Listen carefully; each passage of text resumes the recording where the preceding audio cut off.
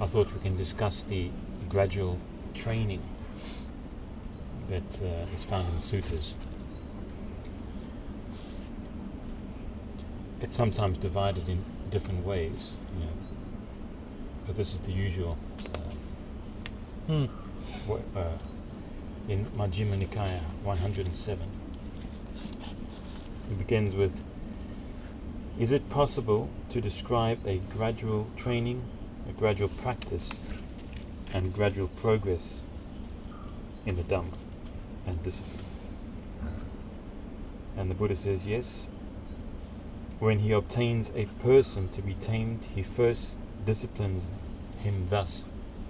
He says, come bhikkhu, be virtuous, restrained with the restraint of the Pāṭimokkha, be perfect in conduct and resort, and seeing fear in the slightest fault, trained by undertaking the training precepts.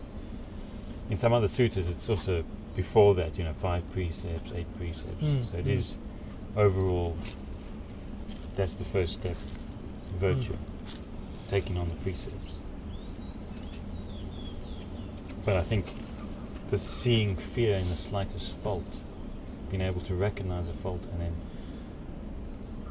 Yeah, well, it's when it says restrained by the rules of Pāṭimokkha, like the rules that pertain to practice, not kind of the rules that were pertaining to like a social circumstances at the time, they all can be boiled down into 8 precepts.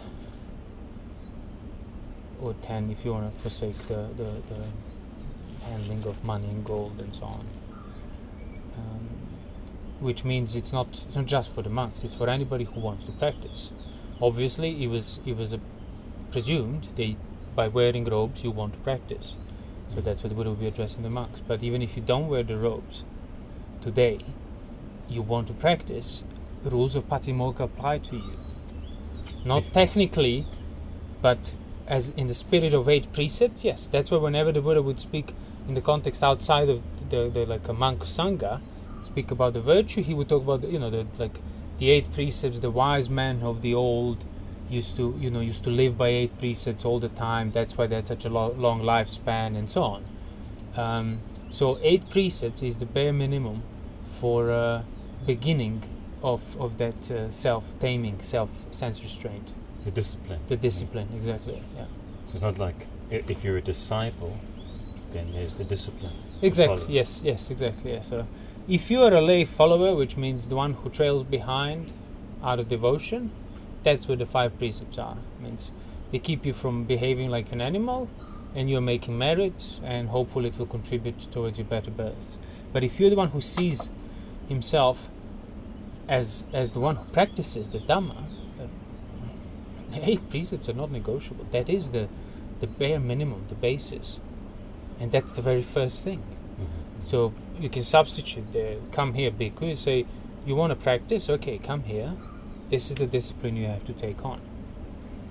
And when you take on that discipline, you need to start seeing the danger in the slightest fault. Now that can be taken neurotically, and probably will be initially, but that's fine. You get used to the neurotic aspect of it, so you stop being bothered by neurosis, but you still remain seeing the value of that discipline and the fear of breaking it. So in a way, if you're neurotic about breaking the precepts, that neurosis, that fear will actually protect your discipline. So it's like hiriotapa, fear and shame of wrongdoing. So you're afraid because of all the, it will undo your very striving. Things that you want to develop through your practice can only be developed on the basis of discipline, and here you are willingly eroding that discipline through your choices to break the rules. So you start contemplating on the dangers of doing that, and then naturally you feel afraid of doing it. And that's why you won't do it. That's why you won't be careless about it. If you're not afraid, that's when people become careless, because you stop paying close attention, because there is no fear motivating you. They kind of just jump to the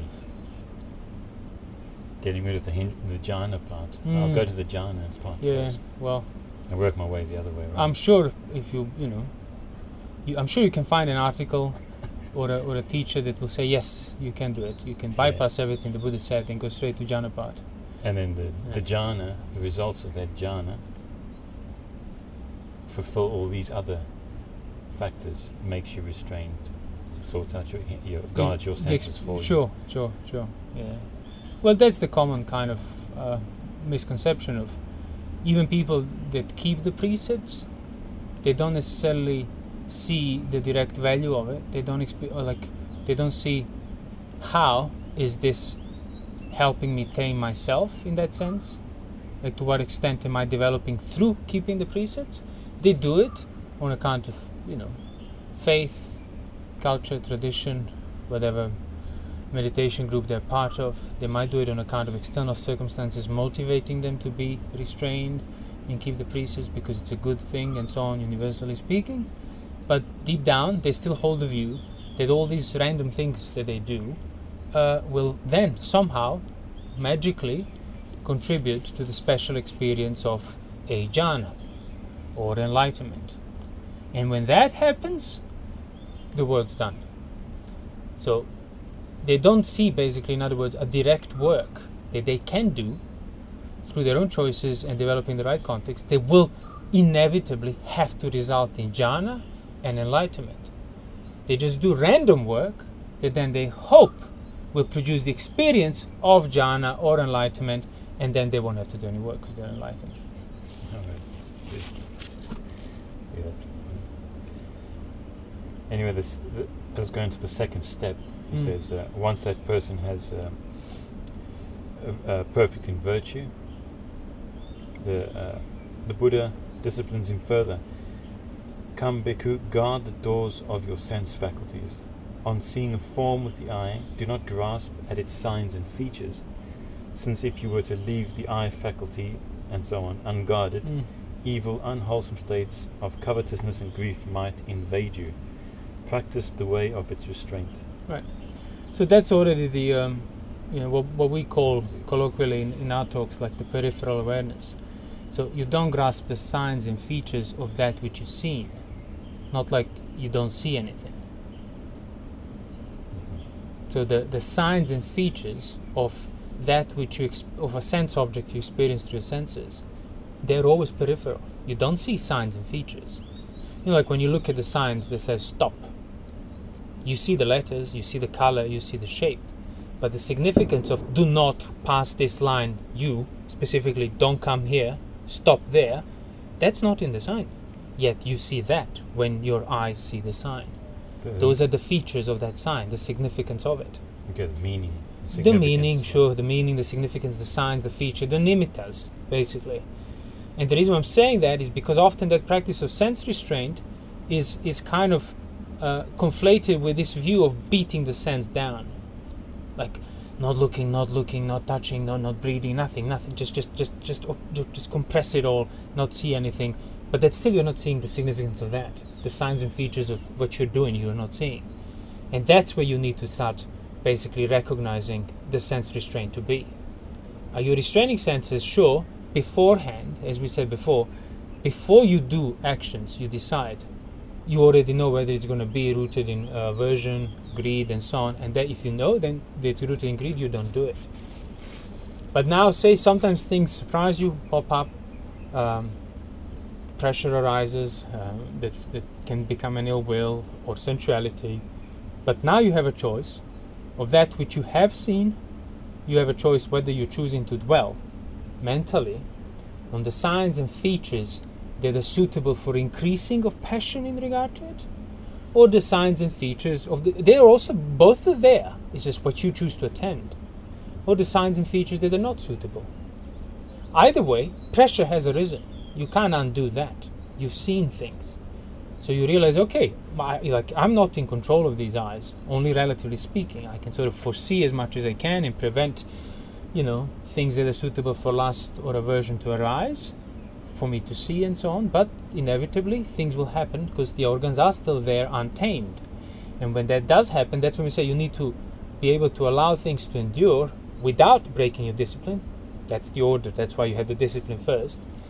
Without flirting with breaking of the rules, because you see the danger of it.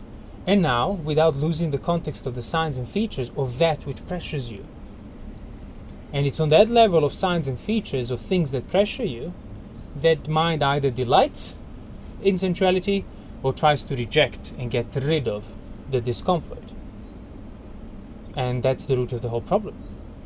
So if you were to be restraining your senses correctly, it's kind of, well, it's effortless. You don't need to be beating your eye down, cutting your ears off and so on, so you never experience the objects that might cause pressure of lust or disagreeability to arise in you.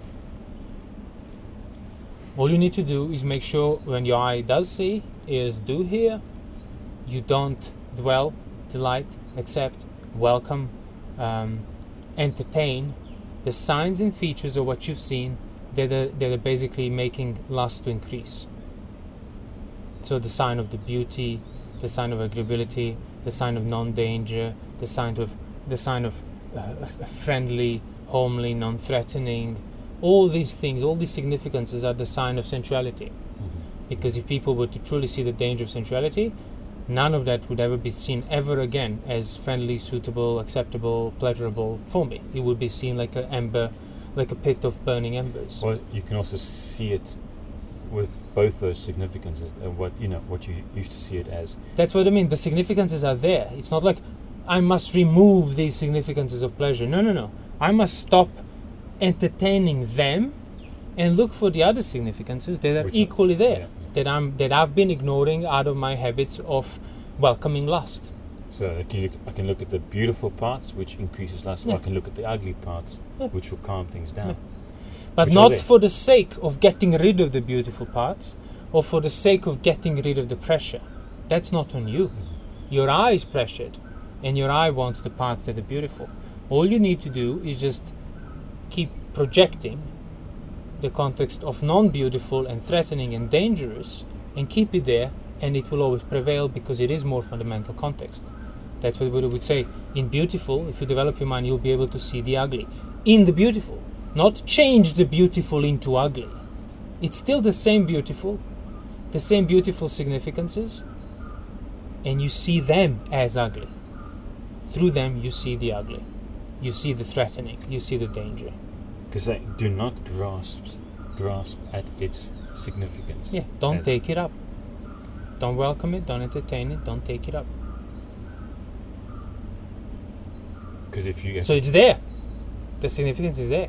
You take it up. And you won't take it up if you start attending the significances that you don't want to take up. The significance of danger, dissatisfaction. So you should grasp at those. The significance of danger, yeah, sure. Because in a way, you don't grasp at its signs and features of the thing that caused you lustful. Yeah, since if you were to leave the eye faculty unguarded, evil, unwholesome states, covetous might invade you. But so you're saying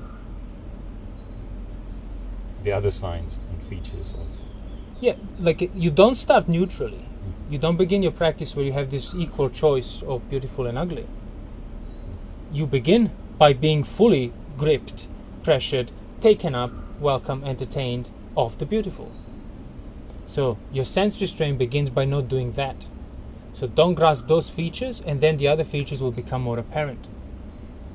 And that's you then by all means grasp the feature of ugly, stick to it, and it will develop this passion into the arahantship, uncertainty. But those features are not visible because of the automatic grasp of lust, automatic grasp of getting rid of the discomfort when you're touched by painful, automatic grasp of distraction when you're touched by neutral feeling. Because grasping at its signs and features means, in the beginning, means unguarded. You're completely unguarded. Yeah, there is no more guard in there. You're straight into that. Yeah, so you guard your senses by maintaining the context that will basically make you abstain from just habitually grasping onto the beautiful aspects of what's given to you. And that pertains to any given sense. And in that sense, you won't be. That's what I mean. You will never be able to welcome and delight with lust the significance of danger in sensuality. That needs to be developed. That's why you cannot have lust towards being free from sensuality. That's inconceivable, that's contradiction in terms. But you will develop those signs and features by not grasping that which is suitable for grasping. Sensuality, signs of beautiful, welcoming it, entertaining it, giving in, and trying to get rid of it. So that's like the underlying tendency. They don't underlie everything. They cannot underlie everything. If underlying tendency to a lust can underlie everything, you won't be able to become an arahant. So you only need to abandon things that are underlined by lust, aversion, delusion. Don't grasp to them. The signs and features that are then revealed through not grasping, you can't grasp. In the same sense, you can't delight and lust after jhana. And that's exactly how you enter jhana. By fully withdrawing yourself from signs and features that are grasped with lust, for increasing of that lust. Yeah, the only signs and features that can be grasped. Yeah, that's what the grasping is. Lustful. Yeah, lustful, aversion and delusion. Yeah. So you don't grasp to that, and then by all means, try and grasp the signs of ugly. Sure, there's just be mental cultivation of ugly. Mm. You can't grasp it with lust, but you can do it with effort and discernment. Oh no, this is worth of keeping in my mind. These signs and features, these nimittas are worth to be developed and adhered to, because they result in dispassion everywhere else. So the third step, so to speak, the bhikkhu guards the doors of his sense faculties, then the Tathāgata disciplines him further. Come bhikkhu, be moderate in eating. Reflecting wisely, you should take food neither for amusement, nor for intoxication, nor for the sake of physical beauty and attractiveness, but only for endurance and continuance of this body, for ending discomfort, and for assisting the holy life, considering, thus I shall terminate old feelings without arousing new feelings. I shall be healthy and blameless, and shall live in comfort. Yeah. We covered the food thing in many other talks, but yeah, you just need to keep purify and sustain the right motivation, the reasons for you. You have to eat. It's not optional. That's the whole point of that. That's why you need to be moderate and reflect on it. Don't think that being moderate, as in I'll eat half of this, constitutes being moderate in eating. I'll eat half of what I want to eat. No, that's basically asceticism, and more often than not it's misguided. You are moderate in eating by not losing the context of the right reasons for your eating, and that's exactly what the sutta describes. How you moderate in eating, not by eat every third morsel that you've taken. No, you're moderate in eating by not eating for the reasons of beautification, by not eating for the reasons of enjoyment, by not eating for the reasons of distraction and sensual attraction, but by eating for the reasons of sustaining the body, getting rid of discomfort so that I can practice. And that motivation is something you can choose to keep in your mind or ignore. So if you keep that motivation in the mind, you won't have to worry about overeating or undereating, doesn't matter. You eat for the sake of getting rid of discomfort, and you eat, for the sake of being alive. Because often moderation in eating gets conflated with, I eat 20% and I fulfilled that thing. No, you haven't. You're still equally ignorant of your motivation behind eating. Do you see that you're not eating? Or the enjoyment, eating for the sake of enjoyment is still there, but you're just reducing it to 20%. It's still the same sensuality. Doesn't matter if it's 100 or 20%, the sensuality is there. Or are you really clear about the context behind your eating, on account of which you're eating, and where that context is rooted in? What are your intentions for taking this food? Is it just because you really crave the taste? Because it's like nutritious for you? You know that for a fact? Or what is it? Do you know that? Do you see that? Do you see why you are eating when you're eating? Do you feel hunger when you're eating? Do you worry about, I won't have that. Oh, but if somebody takes that, I will not have it again. All of that already, it's obvious. There you go. So you're not eating for the right reasons. If there is any form of passion in regard to food, you're not eating for the right reasons, which means you need to be dwelling, contemplating and discerning those reasons more clearly, further. Not just, I will not eat ever again, which is like, I can't untie this knot, so I'll just cut it. That's usually people's take on this. Oh, just don't eat it. Well, don't eat it if you don't need to eat it. If you think you'll be fine without eating it, fine, don't eat it then. But don't eat it because I can't figure out where my motivation is rooted. That's throwing away the baby with the bathwater. Because that is what the practice is. Rerouting your motivation correctly. Rerouting. Yeah. Because it's, again, you begin by eating out of sensuality, beautification, craving to get rid of the discomfort and so on. You're not eating with a clear mind. Oh, I'm eating because there is hunger. When I finish, I stop eating. And particularly, like from that point of view, eating is quite a chore. Doesn't matter what you eat. Having to eat, having to feel heavy afterwards for a bit, having that food, that's all quite a nuisance all the time. And you see it for what it is, a necessity, a chore.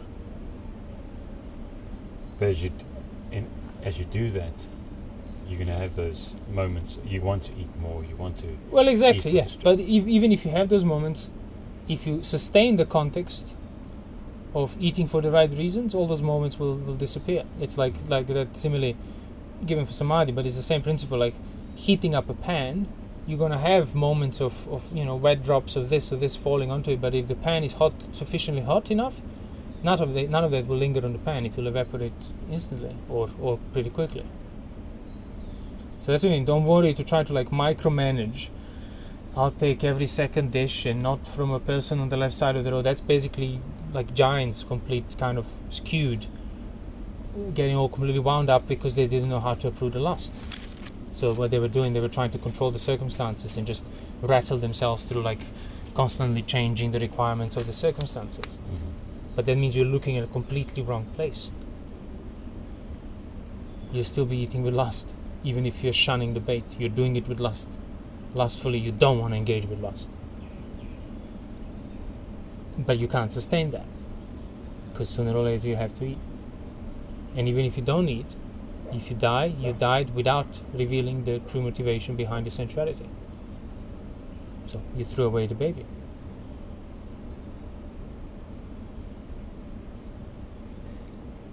So after that, the Buddha disciplines the bhikkhu further. Come bhikkhu, be devoted to wakefulness.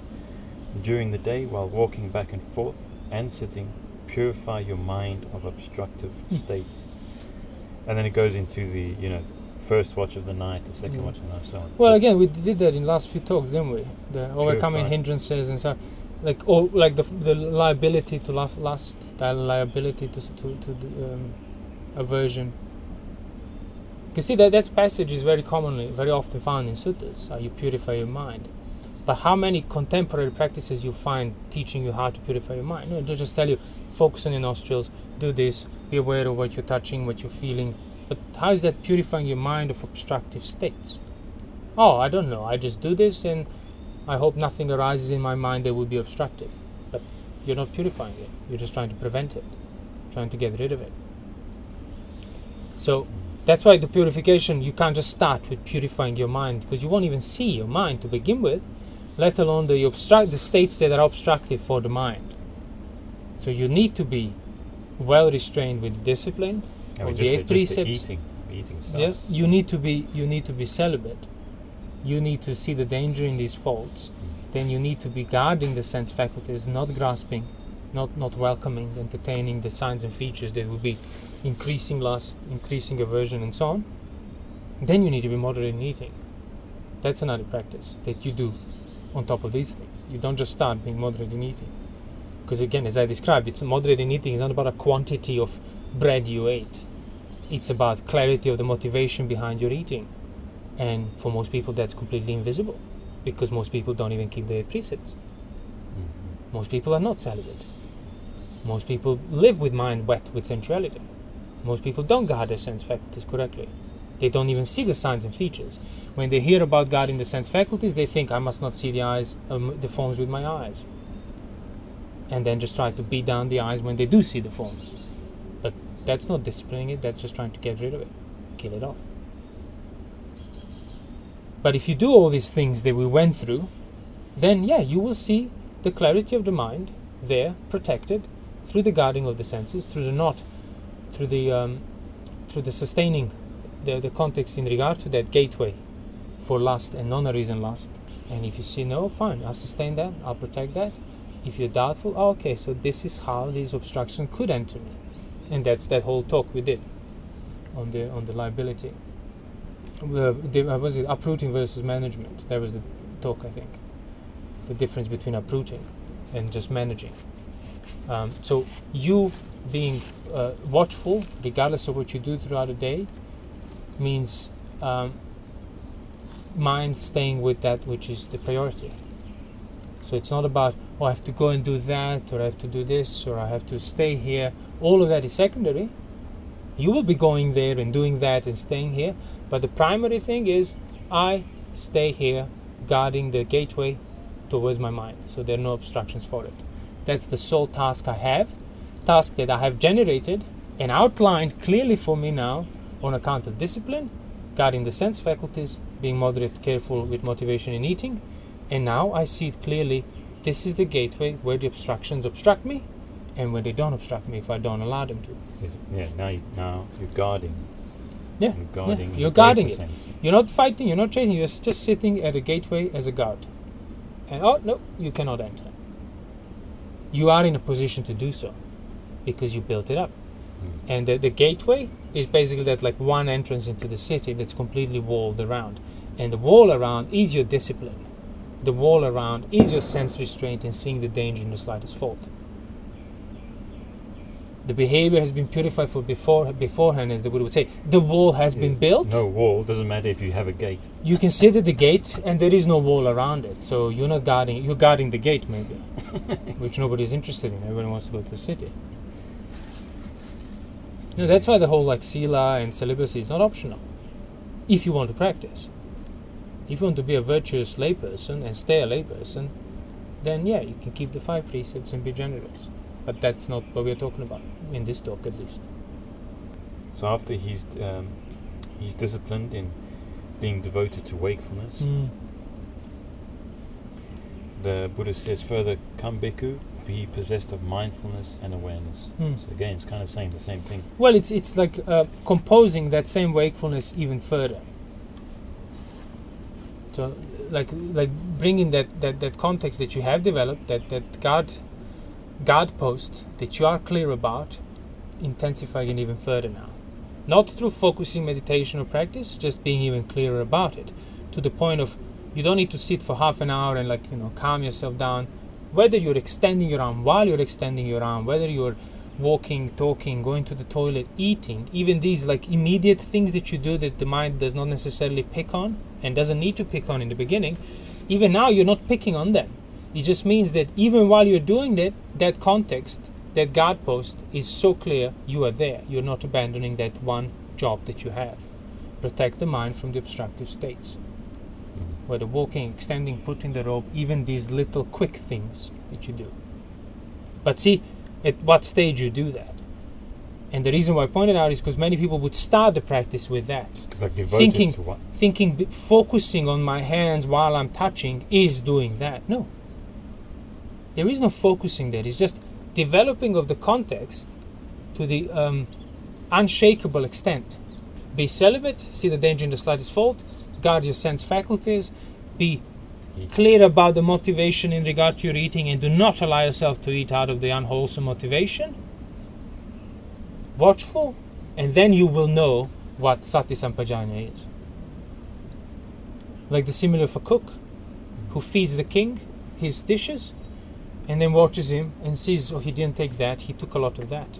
He picks on nimittas of king's preferences and he pays attention to significance of it.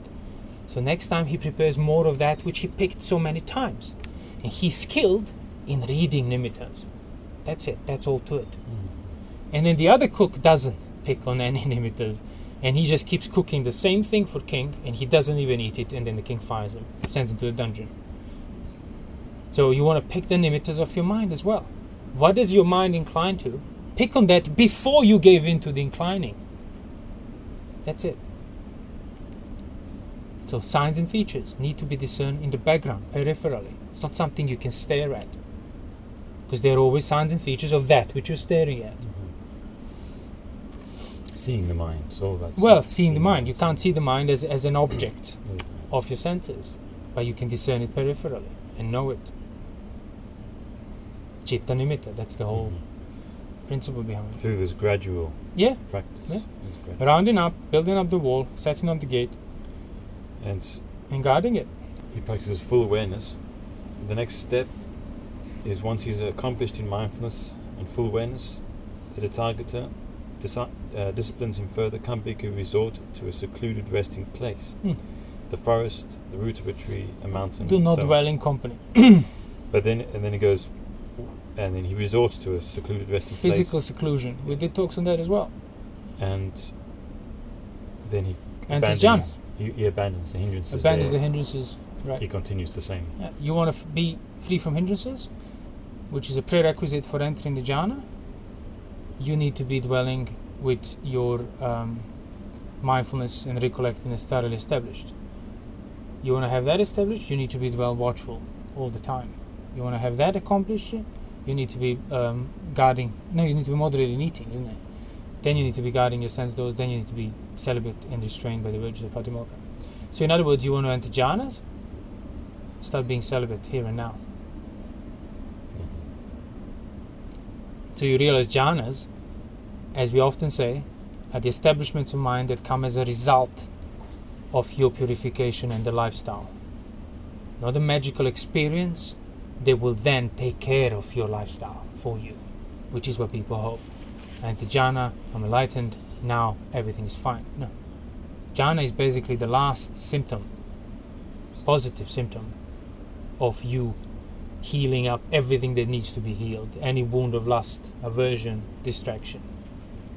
And that's what every jhana formula says.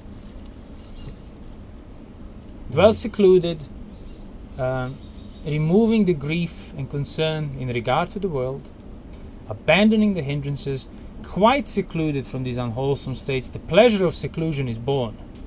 You feel safe. And then he enters and abides in jhana. Not like he enters and abides in jhana and that's why he's secluded. No, he secluded himself from unwholesome states. Jhana is the result of that. And that's what the Buddha said. That is a divine abiding. When Tathāgata's mind is in jhana, whether he walks, eats, goes to the toilet, whatever he does, it's divine. So you can live in jhana. Yeah, that mind, that context, that mind is so purified. The mind's purified, the senses were guarded, the senses have been tamed and basically kept within the walls. The guard post has not been abandoned. You have not been delighting in things that would be making lust increase, non-arisen lust increase, and non-arisen aversion manifest, and so on. So now what you have left is just the kind of the recognition of the nature of things, and you haven't been given in to that which makes hindrances overwhelm you. So you're basically not being overwhelmed by the hindrances anymore. You are freed from them. Now, if you abandon your celibacy, abandon your guarding of the senses, abandon your moderation eating, as the Buddha say, you fall off from the jhana in the suttas.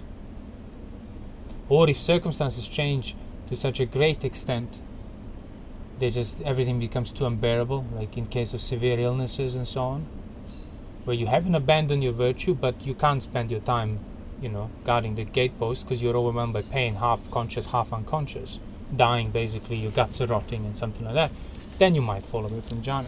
But if your jhana has been developed beforehand, even then you would not necessarily fall away from jhana, as all the arahants that could obtain jhanas at will were able to endure this insane amount of discomfort and pain because of the jhanas. So the pains that would be overwhelming a normal mind were not painful for them because of the jhanas that they developed. But important thing, you cannot stress that enough, is jhana is the seventh step there, the result of all of this gradual development that literally in contemporary Buddhism today is almost everything is bypassed and you get to jhana first. And it's like, how convenient is that? Where the actual work even for the jhana is, you bypass all of that. And when people say, oh well, Bhante, didn't the Buddha enter jhana spontaneously? Well, he didn't. He was under the root of a tree, quite secluded from sensuality. He was probably, I don't know how old he was, but he was probably not sexually active at the time. He was probably not chasing senses and so on. He was a kid, which means his mind was not turned towards sensuality, which means his abiding, even without a jhana, was relatively pure. He didn't have sensuality and ill will in his mind. Having been quite secluded from that for a while, that time when he sat under a tree waiting for his father, his mind developed that pleasure on account of seclusion, and that was the jhana. But he didn't really know the value of it at the time. So then later on, when he thought, what if that were the way for enlightenment? And he reasoned and said, yeah, that probably is. So let me do it. Oh, I can't do it because I'm overwhelmed by the physical pain of this dying body that I've tortured to the point of death. So let me eat something, let me regain my health, and then I'll do it. And he did it. So it's still the same process. It's still the same steps. The jhana was the result of withdrawal. If you get your jhana spontaneously, it can only happen for one reason. You've been thoroughly withdrawn from sensuality on account of your efforts in guarding the sense doors, faculties. So, what are the chances of that happening accidentally? Well, 0 to none. Who can accidentally withdraw themselves from sensuality and see the peril of the danger in sense objects and lust and abandon it? It's virtually impossible. Because your whole being, your whole existence is in that direction for pleasure and to avoid pain. That's the definition of human realm, of any realm. Guided by craving in regard to feeling, the fundamental principle behind dukkha. So you withdraw yourself from that, you don't have to worry about jhanas. That is jhana, withdrawal from that. You don't have to worry about a technique or a method, which incidentally you will not find in the suttas. Or you will find a method. There it is. Method is celibate, 8 precepts, guarding the sense doors, moderating eating, danger in the slightest fault, watchful, clear awareness, jhana. You don't need more of a method. And actually I told you that before, 20 something years ago when I started practicing, started reading the suttas. It was Samanapala Sutta. I remember I was reading it. And he has the similar passage there when the Buddha describes that. It's a similar gradual training. And I remember reading it at the time, and he was all like, yeah, this is great. But I still had the views back in the early days, 99, 2000, that, because everything else you read about Buddhism is about these techniques and experiences in Jhana 1, Jhana 2, and enlightenment, and you have all these preconceived notions about what enlightenment is. So with all that still being in my mind, I was reading Sutta, and he was like yeah, but come on, tell me exactly what I do for that jhana and for that enlightenment. As if everything else I read up to that point was not exact enough. Well, it wasn't exact enough because I expected more. I wanted something more focused, more particular. But then if you actually start thinking about it, well, wait, have I fulfilled the first step? Have I fulfilled the second step? Well, let me fulfill these steps, and then if I need something for focusing, then I'll ask for focusing. But then you realize if you fulfill all these other steps, you will have the jhana. In the same sense, the Buddha said, like a hen sitting on her eggs.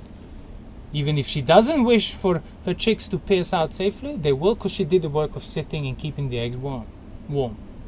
So if you fulfill all these steps, perfect your virtue, perfecting the danger in the slightest fault, watchfulness, moderating eating, you will have the jhana. You will have this passion. It's not a matter of, I did everything right, but I still don't have it. No, if you don't have it, means you haven't done anything right, or not sufficiently right enough.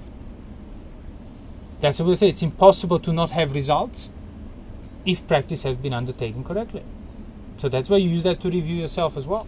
Are there results to show flow? Like as we used to chant in the temples back in the day. How well am I spending my life? Will I be ashamed when questioned by my companions in holy life? Say if I'm dying and my companions come to interrogate me and see if I'm an arahant and how much is passion, as they used to do. Today people don't do that, but back in the day there was a norm. Let's go before he dies and see what he understood. I mean, how many suttas you got that in? And then you use that. So if I'm questioned on my deathbed, am I an arahant actually? I better become an arahant. So you use that to make yourself strive even more, because if you strive rightly, you would have to be an arahant, or at least anagami. You can't say at the deathbed, no, my friends in holy life, I have, guarantee you, 100% fulfill Buddha's instruction, but I'm not even a Sotapanna. That is impossible, inconceivable.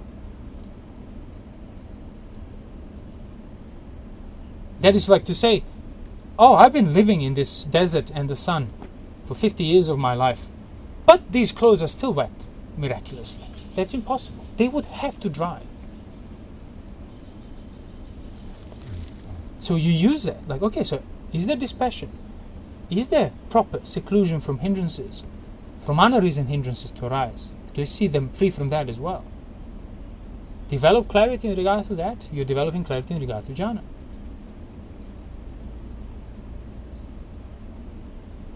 So there is a method, just not the method that most people would expect or want. Not the method you want, but the method you need. That's it. Yeah, exactly. The method everybody needs.